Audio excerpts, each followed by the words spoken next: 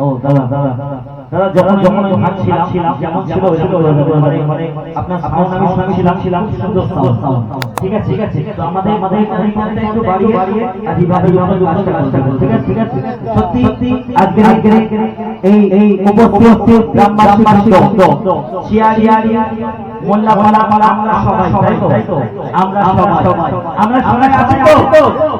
ওই হাই আমরা সবাই আছি ইনশাআল্লাহ আর আমাদের সাথে আছে